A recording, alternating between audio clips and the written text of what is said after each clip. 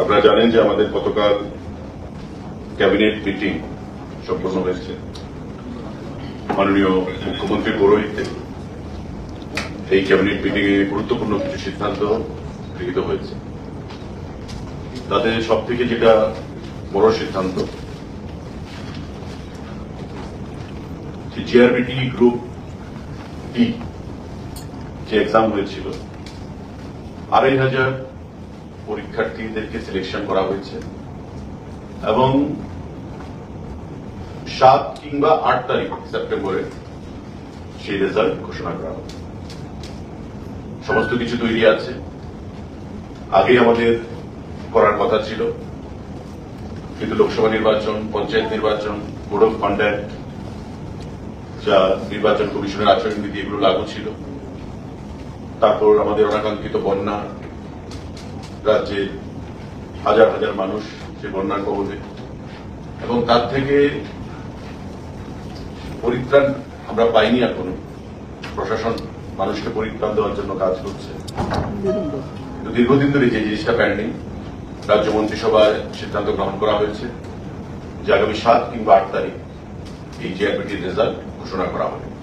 যারা পরীক্ষা দিয়েছেন, যারা উৎকণ্ঠার মধ্যে আছেন, বা বরাবরই আমাদেরকে সামাজিক মাধ্যমে, ফোনে, বিভিন্নভাবে সংবাদপত্রগুলোর মাধ্যমে জিআরবিটির পরীক্ষার ফলাফল নিয়ে সেখানে উদ্গ্রীব হয়ে বসে আছেন, তাদের জন্য সেটা সুখবর।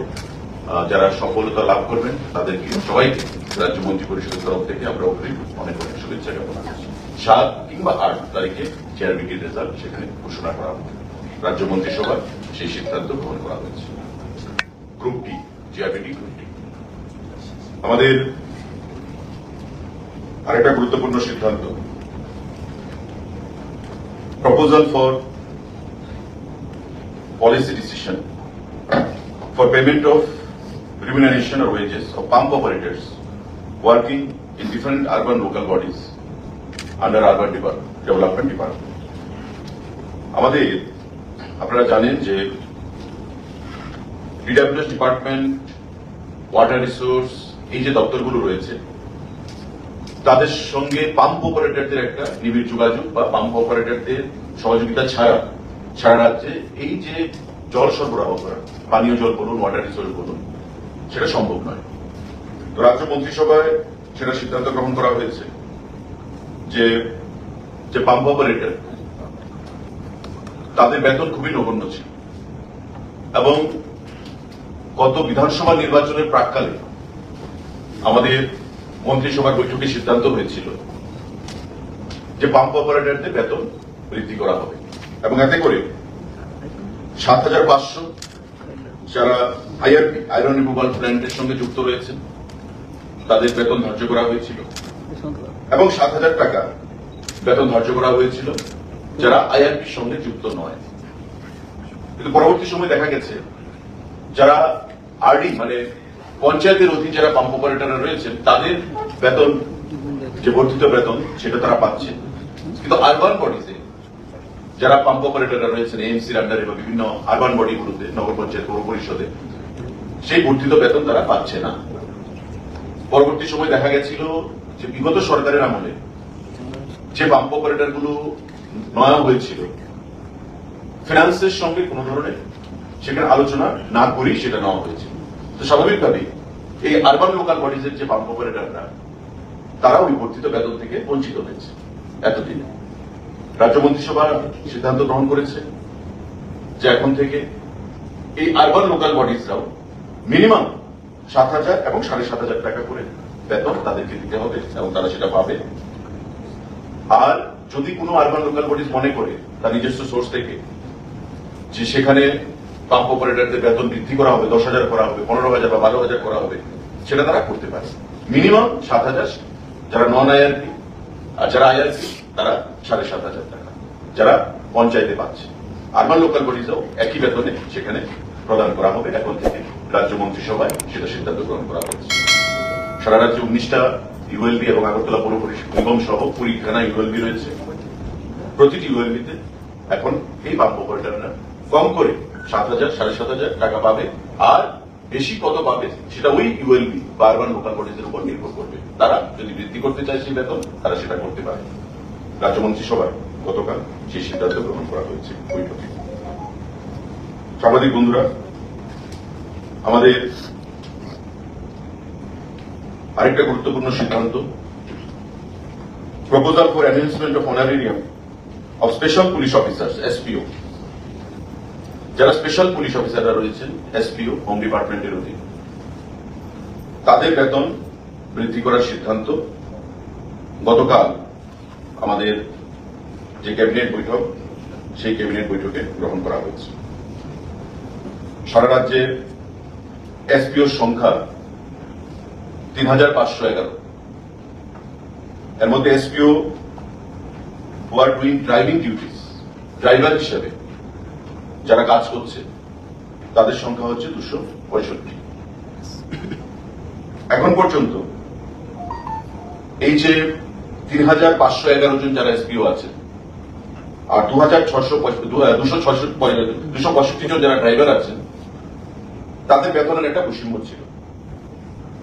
ড্রাইভাররা পেতেন ৯,৫৪০ টাকা করে, আর নর্মাল যারা এসপিও ৩,৫১১ যে সংখ্যাটা, তারা পেতেন ৭,০৭৯ টাকা করে। হোম ডিপার্টমেন্ট সিদ্ধান্ত দিয়েছে বা প্রপোজাল পেশ করেছে ক্যাবিনেটের কাছে, এবং মাননীয় মুখ্যমন্ত্রী এবং মন্ত্রী পরিষদের বৈঠকে গতকাল সিদ্ধান্ত হয়েছে যে এখন থেকে এসপিওদের বেতন থাকবে একটা ফ্ল্যাট, ড্রাইভার বলুন বা সাধারণ এসপিও বলুন, সেটা হবে 12,০০০ টাকা। অর্থাৎ এখন থেকে এসপিওদের বেতন সারা রাজ্যে 12,০০০ টাকা হিসেবে সেখানে ধার্য করা হয়েছে। রাজ্য মন্ত্রী পরিষদের বৈঠকে সেই সিদ্ধান্ত গ্রহণ করা হয়েছে। এতে করে ৩,৫১১ এবং 265 জন যে এসপিও, তাদের মোকাবেলা হবে, তারা উপকৃত হবে। এখন থেকে 12,০০০ টাকা করে এসপিওরা সে বেতন পাবে। আমাদের টোটাল খরচ হবে 2,48,54,369 টাকা হবে। ৩,৫১১ জন যে এসপিও রয়েছে সাধারণ, 2,48,54,369 টাকা। আর যারা ড্রাইভাররা রয়েছে, এখন সবাই একসঙ্গে ফ্ল্যাটে চলে আসবে, 12,০০০ টাকা। আমাদের আরেকটা গুরুত্বপূর্ণ সিদ্ধান্ত, necessary approval towards filling up of an additional 916 vacant post of constable man and women in Tripura police through direct recruitment. Home ডিপার্টমেন্টের অধীন 916 জন কনস্টেবল ম্যান এন্ড ওমেন, সেগুলো রিক্রুট করা হবে। ইতিমধ্যে আমাদের 1,000 কনস্টেবল যাদের পরীক্ষা হয়েছিল, সেগুলো প্রায় তৈরি আছে। সেগুলো ছাড়ার পর এই 916 জন আরো নতুন করে কনস্টেবল পুলিশ ডিপার্টমেন্টে ম্যান এন্ড ওমেন, সেগুলো অ্যাডভার্টাইজমেন্টে প্রদান করা হবে। অর্থাৎ প্রায় 2,000 কনস্টেবল সেখানে নিয়োগ হচ্ছে হোম ডিপার্টমেন্টের মধ্যে। 1,000 কনস্টেবল জানেন আপনারা, আমাদের এই প্রসেস চলছে এবং almost on the verge of finalisation, declaration of result. এই রেজাল্ট বের হওয়ার পর নতুন এই যে 916খানা পোস্ট তৈরি হয়েছে এবং ফিনান্স অনুমোদন দিয়েছে এবং রাজ্য মন্ত্রিসভা তাতে অনুমোদন দিয়েছে, সেই 916খানা পোস্ট অ্যাডভার্টাইজমেন্ট করা হবে। আগের 1,000 পোস্ট সেখানে ডিক্লারেশন হবে, যা খুব শর্টলি ডিক্লারেশন করা হবে। সাংবাদিক বন্ধুরা, আরেকটা গুরুত্বপূর্ণ সিদ্ধান্ত, proposal for creation and filling up of 51 different categories of posts in the tourism department under Directorate of Tourism Department. 51খানা বিভিন্ন ক্যাটাগরির পোস্ট আমাদের পর্যটন দপ্তর সেখানে দীর্ঘদিন ধরে খালি অবস্থায় আছে। আমাদের প্রয়োজনীয়তা রয়েছে এবং সাংবাদিক বন্ধুরা নিশ্চয়ই জানবেন যে আইসিএ ডিপার্টমেন্ট, আগে সেটা আইসিএটি ছিল, information cultural and tourism department. সেই আইসিএ দপ্তর থেকে ট্যুরিজমটাকে আলাদা করা হয় এবং বর্তমানে ট্যুরিজমের যে স্টাফ রয়েছে তা অনেক আইসিএ দপ্তর থেকে ডেপুটেশনও রয়েছে। তাই ট্যুরিজম দপ্তরকে, যেহেতু আগামী দিনে ট্যুরিজমকে নিয়ে রাজ্য সরকার, ভারতবর্ষের সরকার নতুন চিন্তা ভাবনা করছে, জোর দিচ্ছে, অর্থ প্রদান করছে এবং ট্যুরিজমকে আরো বিশ্ব দরবারে ভারতবর্ষে রাজ্যে আমাদের ত্রিপুরা রাজ্যের ট্যুরিজমকে বিশ্ব দরবারে তুলে ধরার প্রয়াস চলছে বিভিন্নভাবে, তার জন্য ম্যান পাওয়ার রিক্রুটমেন্টের সেখানে সিদ্ধান্ত গ্রহণ করা হয়েছে। কারণ আমাদের সেখানে শর্টেজ রয়েছে ম্যান পাওয়ার। রাজ্য মন্ত্রী পরিষদ বা মন্ত্রিসভা মাননীয় মুখ্যমন্ত্রীর পৌরোহিত্যে সেই সিদ্ধান্ত গ্রহণ করেছে যে বিভিন্ন ক্যাটাগরিতে আমাদের এই ট্যুরিজম দপ্তরের 51খানা পোস্ট সেটা ফিল আপ করা হবে। তার মধ্যে কিছু ডাইরেক্ট রিক্রুটমেন্ট রয়েছে, কিছু প্রমোশন রয়েছে, কিছু ডেপুটেশন রয়েছে। Group C, group D, engineer সহ টোটাল 51খানা পোস্ট এই ট্যুরিজম দপ্তর সেটা নিয়োগ করবে আগামী দিনে। এই যে 51খানা পোস্ট, তার মধ্যে আমাদের ইঞ্জিনিয়ার রয়েছে, ডেপুটি ডিরেক্টর রয়েছে, অ্যাসিস্ট্যান্ট ডিরেক্টর রয়েছে, কম্পিউটার অ্যাসিস্ট্যান্ট রয়েছে, আমাদের এক্সিকিউটিভ ইঞ্জিনিয়ার রয়েছে, গ্রুপ সি আমাদের পোস্ট রয়েছে এবং গ্রুপ ডি আমাদের পোস্ট রয়েছে। তো সেগুলো নিয়ে বিস্তারিত দপ্তর ভিত্তিক আমার আলোচনা হবে এবং পরবর্তী সময়ে group C, group D, engineer সহ এই যে 51খানা পোস্ট কিভাবে রিক্রুটমেন্ট করা হবে সেটা আমরা জানাবো। প্রিন্সিপাল রাজ্য মন্ত্রী পরিষদ তার অনুমোদন দিয়েছে, ফিনান্স অনুমোদন দিয়েছে, জিএপি তার অনুমোদন দিয়েছে এবং আমরা 51 জন এই স্টাফ বিভিন্ন ক্যাটাগরিতে সেটা নিয়োগ করবো ট্যুরিজম দপ্তরের থেকে। সাংবাদিক বন্ধুরা, আমাদের রাজ্য মন্ত্রী পরিষদের বৈঠকে সিদ্ধান্ত গ্রহণ করা হয়েছে proposal for filling up of 9 various category of posts under directorate of information technology. Information technology দপ্তর তথ্য প্রযুক্তি আমাদের খুবই গুরুত্বপূর্ণ ভূমিকা পালন করে থাকে এবং এই দপ্তর সিদ্ধান্ত গ্রহণ করেছে, রাজ্য মন্ত্রী পরিষদ অনুমোদন দিয়েছে যে 8 জন senior information officer SIO group A সেখানে নিয়োগ করবে এবং একজন lower division clerk LEC group C সেটা নিয়োগ করবে। টোটাল 8+1 = 9। এই 9খানা পোস্ট খুব শীঘ্রই ইনফরমেশন টেকনোলজি দপ্তর থেকে নিয়োগ করা হবে। Senior information officer, senior informatics officer, information officer সেটা ICA তে চলে আসে। Senior informatics officer group A আর লোয়ার ডিভিশন ক্লার্ক একজন এবং SIO সিনিয়র ইনফরমেটিক্স অফিসার 8 জন। TPSC সেটা নিয়োগ করবে আর ক্লার্ক JRBT নিয়োগ করবে একজন আর 8 জন আমাদের যে সিনিয়র ইনফরমেটিক্স অফিসার TPSC পরীক্ষার মাধ্যমে সেটাকে নিয়োগ করবে। এই সিদ্ধান্তগুলো বর্তমানে রয়েছে।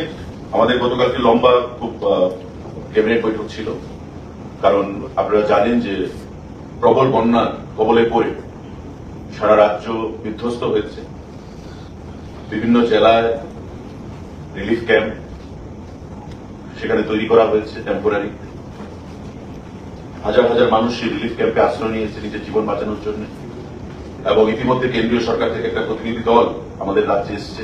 সারা রাজ্য তারা করে ক্ষয়ক্ষতির পরিমাণ কত হতে পারে সেটা কেন্দ্রীয় সরকারের কাছে রিপোর্ট প্রদান করবে। মাননীয় মুখ্যমন্ত্রীর সঙ্গে তারা বৈঠক করেছে এবং আমি রাজ্য মন্ত্রী পরিষদের তরফ থেকে রাজ্যের এই যে 32 জন মানুষ মারা গেছেন এবং তাদেরকে সাহায্যের জন্য আমাদের প্রধানমন্ত্রী আর্থিক রাশি ঘোষণা করেছেন, তার জন্য মাননীয় প্রধানমন্ত্রীকে ধন্যবাদ জানাচ্ছি।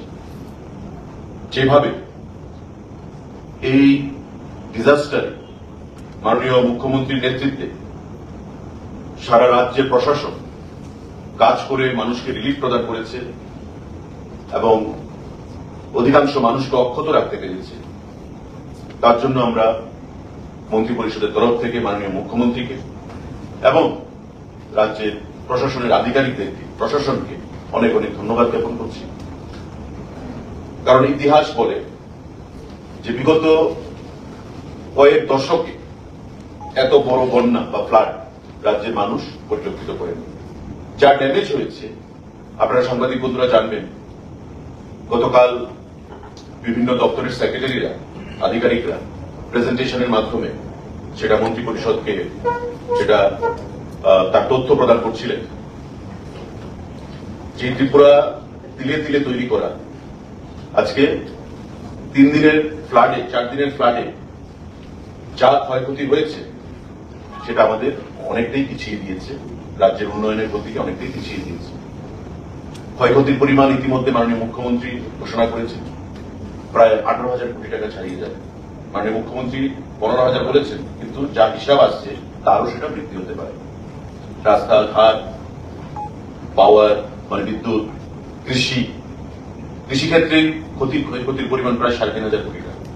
এআরডিডি, আমাদের পিডব্লিউডির রাস্তা, national highways, NH roads, water রিসোর্সের যে এমআই স্কিমগুলো, হাজার হাজার কোটি টাকা সেখানে ক্ষয়ক্ষতি হয়েছে। তো স্বাভাবিকভাবেই ক্যাবিনেট মিটিং এ সেই বিষয় নিয়ে আলোচনা হয়েছে। তাই খুব বিস্তারিত ক্যাবিনেট মিটিং ছিল, প্রায় 4 ঘন্টা ব্যাপী ক্যাবিনেট মিটিং। আরো অনেক এজেন্ডা রয়েছে। আমি আজকে গুরুত্বপূর্ণ বিষয়গুলো নিয়ে আলোকপাত করেছি, যে সিদ্ধান্তগুলো আগামী 2 দিন বাদে আরো কিছু সিদ্ধান্ত আপনাদেরকে আমরা জানিয়ে দেব। কারণ কিছু বিষয় রয়েছে যেগুলো বিস্তারিত একটু স্টাডি করার প্রয়োজন রয়েছে। তারপরে আগামী সোমবার কি মঙ্গলবার দিন আরেকটা সাংবাদিক বৈঠক ডেকে আপনাদেরকে সেটা আমার তরফ থেকে, সরকারের তরফ থেকে জানিয়ে দেওয়া হবে। যে সিদ্ধান্তগুলো কর্মসংস্থান সঙ্গে জড়িত এবং জিআরবিটি গ্রুপ ডি যে আমাদের এক্সাম হয়েছিল, সেই জিআরবিটি গ্রুপ ডি সম্পর্কে সর্বপ্রথমেই আপনাদেরকে আমরা সেটা সংবাদ দিয়েছি যে আগামী 7 কিংবা 8 তারিখে তার ফলাফল বেরোবে। রাজ্যের মন্ত্রী পরিষদের বৈঠকে মাননীয় মুখ্যমন্ত্রীর নেতৃত্বে সেটা সিদ্ধান্ত গৃহীত হবে। সেটা তো আমরা সবাই জানি, গ্রুপ সি এবং গ্রুপ ডি প্রায় 3 বছর আগে সেই পরীক্ষা হয়েছিল। পাম্প অপারেটর সংখ্যাটা কি? পাম্প অপারেটর যেটা আমাদের যে সিদ্ধান্ত গ্রহণ করা হয়েছিল, পঞ্চায়েতের অধীন এবং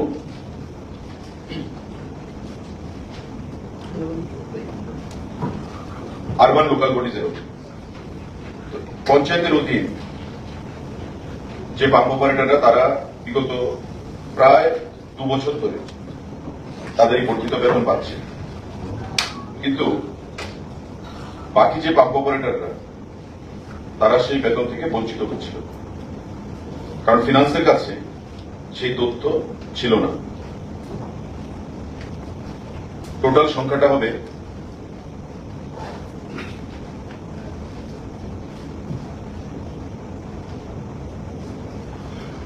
350 কাছে, 354 পঞ্চায়েত।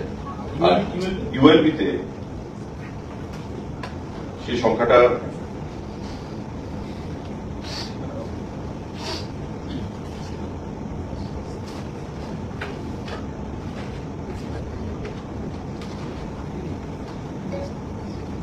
আমরা সেটা দেবো আপনাদেরকে নেক্সট সাংবাদিক মিটিং দিয়ে দেবো। কারণ এতদিন অ্যাকচুয়ালি ইউএলবির যে রিমিনারেশনটা বা বর্ধিত বেতনটা তারা পাচ্ছিল না। এখন মন্ত্রী পরিষদের বৈঠকে সিদ্ধান্ত গ্রহণ হয়েছে যে বিগত সরকারের আমলে তাদেরকে যে রিক্রুট করা হয়েছিল এটা কোনো নিয়ম মেনে হয়নি। তাই ফিনান্স বলছে যে আমাদের কাছে কোনো ডাটা নেই বা আমাদের কাছে কোনো কনকারেন্স নেই যেটা আমরা তাদেরকে অনুমোদন দিচ্ছি। তো বর্তমানে আরবান দপ্তর সেটা সিদ্ধান্ত গ্রহণ করেছে যে মিনিমাম যেটা পঞ্চায়েত পাচ্ছে 7,000, 7,500 হচ্ছে যারা আইআরপি পরিচালনা করছে, আর 7,000 হচ্ছে যারা নন আইআরপি। মিনিমাম বেতন সেটা হতে হবে ইউএলবির ক্ষেত্রে। আর যদি কোনো ইউএলবি, এখন ধরুন আগরতলা পৌর নিগম এমসি, এদের আন্ডারে যে পাম্প অপারেটররা রয়েছে, এখন এমসির নিজস্ব সোর্স রয়েছে, on source plus share of taxes urban থেকে তারা পায়। তো সেই ওন সোর্স এবং শেয়ার অফ ট্যাক্সেস মিলে যদি এমসি ভাবে যে না আমি 7,500 নয় আমি 10,000 টাকা দেবো, তবে তারা দেয়ারের লিবার্টি তারা দিতে পারে। রানীবাজার পৌর পরিষদ যদি ভাবে যে আমার ওন সোর্স বা আমার শেয়ার অফ ট্যাক্সেস মিলে আমি 7,500 নয় আমি 10,000 টাকা বা 9,000 টাকা দেবো, তারা সেটা দিতে পারে। কিন্তু মিনিমাম 7,500 এবং 7,000 আইআরপি এবং নন আইআরপির ক্ষেত্রে তাদের দিতে হবে, এই সিদ্ধান্ত গ্রহণ করা হয়েছে। তো আমাদের 19টা ইউএলপি রয়েছে, পৌর পরিষদ নগর পঞ্চায়েত এবং আগরতলা আমাদের মিউনিসিপ্যালিটি কর্পোরেশন যেটা সেটা রয়েছে টোটাল 20। এই 20 ইউএলবি আমাদের বেতন বৃদ্ধি হলো এবং মিনিমাম 7,000 কিংবা 7,500 টাকা তাদেরকে দিতে হবে। আমি সংখ্যাটা আপনাদের নেক্সট সাংবাদিক বৈঠকে প্রদান করেছি। বিষয়টা এমনি 2 দেশের ব্যাপার, তার সত্ত্বেও বর্তমান বাংলাদেশ পরিস্থিতির কথা মাথায় রেখে আগরতলা আখাউড়া রেল লিঙ্ক এবং চিটাগাং বিমানবন্দরের বিমান পরিষেবা এই বিষয়টা কি পর্যায়ে আছে, কি হতে পারে আগামী দিনে? দেখুন, আমরা খুব অ্যাডভান্স স্টেজে ছিলাম। গত পরশুদিনও স্বরাষ্ট্র MOS minister of state home department Bandi Sanjay ওনার চিঠি এসছে আমার কাছে এবং মাননীয় মুখ্যমন্ত্রী ওটা নিয়ে তদবির করেছেন, আমিও করেছি। আমাদের চিটাগং এবং আগরতলার মধ্যে যে কানেক্টিভিটি সেটা কেন্দ্রীয় সরকার থেকে বলা হয়েছে যে আগে ইমিগ্রেশন তারপর আমাদের ফ্লাইট অপারেশন। ইমিগ্রেশন যদি আমাদের ঘোষণা করতে হয় তবে যে রিকুইজিট ম্যান পাওয়ার সেটা আমরা নিয়োগ করেছি 25 জন পুলিশ কনস্টেবল অফিসার মিলিয়ে। পাশাপাশি ক্যাবিনেট অনুমোদন দিয়েছে বিগত দিনে আমাদের সাবরুমের আইসিপির জন্য, নিশ্চিন্তপুর আইসিপির জন্য এবং আমাদের আগরতলা ইমিগ্রেশনের জন্য। টোটাল 80 জনের মতো রিটায়ার্ড এবং ইন সার্ভিস মিলিয়ে আমরা তাদেরকে ডিপ্লয় করবো, রিক্রুট করবো সেখানে। তাতে আগরতলা যে আমাদের এয়ারপোর্ট সেই ইমিগ্রেশনের জন্য প্রায় 25 জনকে নিয়োগের কথা রয়েছে। কিন্তু বর্তমান বাংলাদেশের যে পরিস্থিতি তাতে আমাদের প্রস্তুতি চলবে। আমাদের দৃঢ় বিশ্বাস বাংলাদেশের সঙ্গে সম্পর্কের উন্নতি হবে, কারণ সরকার আসবে, সরকার যাবে একটা দেশে, কিন্তু বাইলেটারাল যে রিলেশনশিপ, ডিপ্লোম্যাটিক যে রিলেশনশিপ, তাতে যেন ব্যাঘাত না ঘটে, সেটা দুই দেশের নেতৃত্বেরই সেখানে প্রয়াস রয়েছে। আমাদের প্রধানমন্ত্রী মোদীজিরও রয়েছে। আশা করব বাংলাদেশের বর্তমান যিনি adviser, chief adviser doctor Yunus, ওনারও সেখানে সেই প্রচেষ্টা থাকবে। তো সেদিক থেকে it is too early to comment, কিন্তু আমাদের যে প্রস্তুতি সেটা আমরা অ্যাডভান্স স্টেজে রয়েছি। আগামী দিনে আমরা আশা করব যে ফ্লাইট কানেক্টিভিটি করে, আপনারা খুব ভালোভাবেই জানেন যে আমাদের RCS রিজিওনাল কানেক্টিভিটি স্কিমে এই কানেক্টিভিটি আমাদের বিটুইন আগরতলা অ্যান্ড চিটাগং সেটা ধার্য করা আছে। গ্যাপ ফান্ড হিসেবে আমরা 15 কোটি টাকা দেবো ইয়ারলি স্পাইসজেটকে। অলরেডি আমরা 3,75,00,000 টাকা অ্যাডভান্স পেমেন্ট করে রেখেছি, কিন্তু যেহেতু ইমিগ্রেশন হয়নি তার জন্য আমরা সেটা ঘোষণা করতে পারি। কেন্দ্রীয় সরকারও সেটা দৃষ্টিতে রেখেছেন, আমাদের রাজ্য সরকারের সেটা টপ প্রায়োরিটিতে রয়েছে। দুদেশের সম্পর্কের আগামী দিনে কি পরিস্থিতি হবে সেটার উপর নির্ভর করবে যে আমরা এটা কবে নাগাদ চালু করবো। But we expect very shortly আমাদের সেটা আমাদের স্বপ্নের যে উড়ান সেটা আমাদের শুরু হবে। Thank you. কোনটা? Immediately. Next month. Sir, Rani Bazar में जो घटना हुआ था इसका अभी क्या अपडेट है? क्या घटना? जो वायलेंस हुआ, ये देखिए, ये मुद्दा जो है ये बहस की बात है। अभी सिचुएशन कंट्रोल में है। किसी की तरफ से भड़काया जा रहा है कि किसी के खिलाफ या सरकार के खिलाफ, ये ठीक बात नहीं है। कम्युनल हार्मोनी हमारे स्टेट में, हमारे देश में, हमारे सरकार के टाइम पे बहुत बेहतर हुआ है, लेकिन उसको भड़का के पॉलिटिकल माइलेज देने की जो कोशिश में है, उसका जो सपना है कभी पूरा नहीं होगा।